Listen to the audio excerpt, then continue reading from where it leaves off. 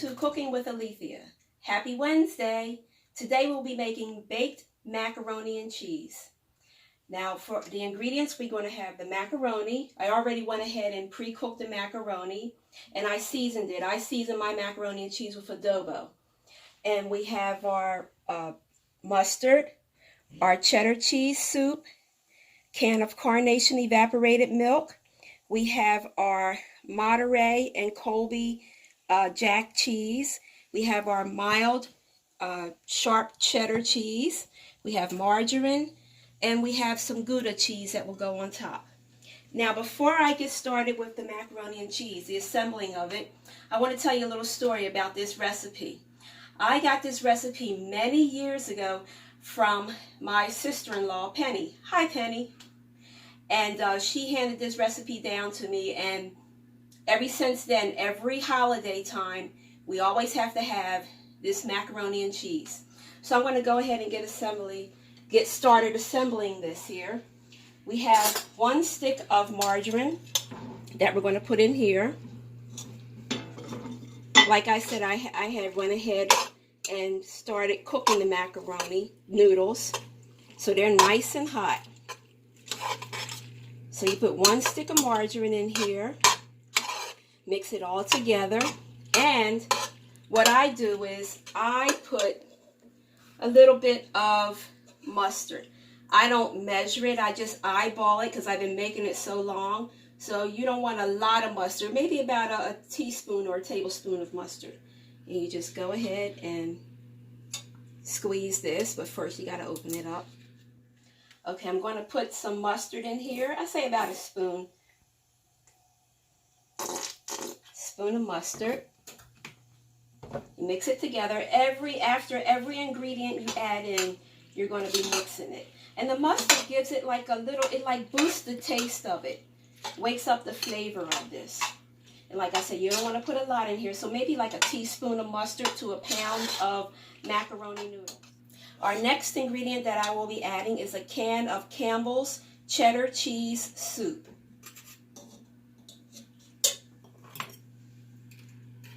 We add this in, and like I said before, after each ingredient, you're going to mix it in thoroughly. That's so that every ingredient will get mixed in thoroughly. Okay, so we have our cheddar cheese soup in here. We're going to mix that in real good. And then while we're mixing that in, we're going to put the whole can of evaporated milk. Now, when I was coming up, my dad used to use evaporated milk. He used to use Carnation evaporated milk in his macaroni and cheese. And he made really good macaroni and cheese when I was coming up. So that's 1 whole can of Carnation's evaporated milk. We're mixing this all up. It's all coming together. It's going to be like real rich and hearty. That's why we can only eat it during holiday time. Our next ingredient is an 8-ounce package. I shredded this up of the mild sharp cheddar cheese. I'm going to mix this all together. Mix this in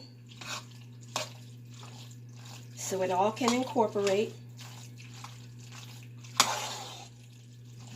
And this is a good dish on today. It's raining out and it's fall. This is like a nice comfort food. Mix this all together. And then our next ingredient will be the Colby and Monterey Jack cheese. I cubed that up. Now what I'm going to do is, before I put that in there, I'm going to get our baking pan that the macaroni and cheese is going to go into, and I'm going to put this in the pan here.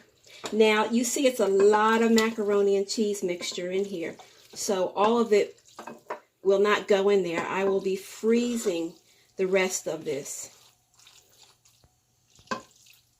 because this is a lot of macaroni here. So the rest of this will be put in a Ziploc bag for another time.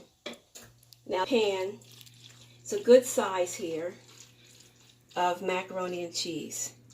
And I'm going to go ahead and let me just add a little bit more. 1 more spoon. That's good enough there. I'm going to go ahead and put in our cubed cheese, the Monterey and Colby Jack cheese. And what I do is place it in here, all around. I push it down in there. So this is going to be really cheesy, and you just put it all around. So after we put our cubed cheese all in and all around, we're going to take the other stick of margarine and we're going to cut small pieces of it and just like place on top. Cut them small pieces and place on top. This is, like I said before, this is a real rich recipe of macaroni and cheese, and it's like, you know, you shouldn't be eating this every day. So this is like once a year, twice a year food for us here because it's so rich. The last ingredient for the macaroni and cheese is some shredded up Gouda cheese. I'm just going to sprinkle a little bit on top of this. And then we're going to put it into the oven on 350 degrees, and we're going to bake it for about a half hour or until, you know, the cheese is melted and everything looks nice and a slight brown. Okay, while the macaroni and cheese is baking and it's in the oven doing its thing, I'm going to be making salmon cakes or salmon patties.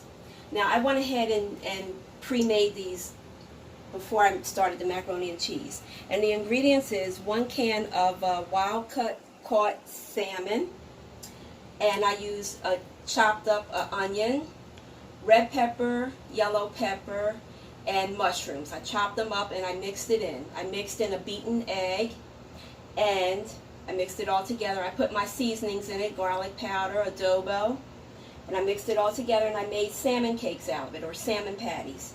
And I dipped them in breadcrumbs. Now you're going to fry them in a pan of hot oil, like you're frying fish. And salmon cakes doesn't take long to make. You got to make sure, the key is to make sure that your oil is very hot.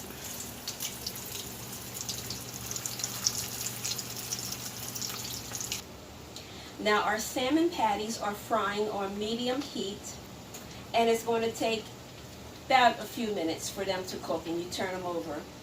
And we'll be back for the final presentation.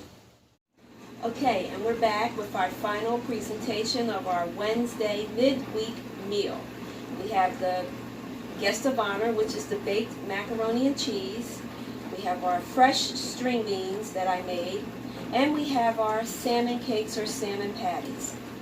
And if you like this here video, please give it a thumbs up and subscribe to this channel. And we will see you next week with Cooking with Alethea. Bye-bye.